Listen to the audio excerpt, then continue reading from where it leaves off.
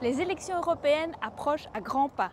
L'accord commercial entre l'Union européenne et les pays du Mercosur continuera d'animer les débats lors de la prochaine législature. Mais quelles en sont les grandes lignes? Cela fait 25 ans que l'Union européenne et les 4 pays du Mercosur, à savoir l'Argentine, le Brésil, le Paraguay et l'Uruguay, négocient un accord commercial. Son principal objectif, faciliter les échanges de biens et de services entre ces deux blocs qui totalisent ensemble environ un quart du produit intérieur brut mondial. Comment? En réduisant les droits de douane et les barrières non tarifaires.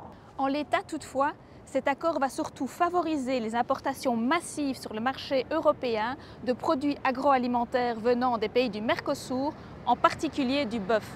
C'est la contrepartie de l'ouverture des marchés du Mercosur à l'exportation de produits automobiles et autres produits industriels européens.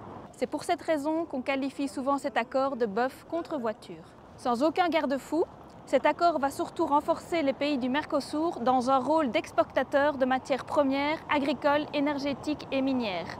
Des secteurs qui sont peu créateurs d'emplois, des secteurs qui vont surtout accentuer la pression sur les terres au détriment des écosystèmes et des communautés qui subissent la pression de l'expansion de l'agrobusiness. Mais alors, est-ce qu'un autre modèle d'accord de libre-échange est possible? Le commerce international peut, à certaines conditions, être un levier pour le développement durable. Il doit être soumis à des balises essentielles en termes de respect des droits humains et des normes sociales, sanitaires et environnementales. Le véritable enjeu consiste donc à adopter un nouveau modèle d'accord de commerce cohérent avec ces enjeux. À l'image de l'accord commercial entre l'Union européenne et les pays du Mercosur, l'actuel modèle d'accord de libre-échange européen est dépassé. Il doit être profondément révisé. Cela implique au minimum de garantir la présence d'un chapitre sur le développement durable contraignant, assorti d'un mécanisme de plainte et de sanctions en cas de violation des normes qu'il contient.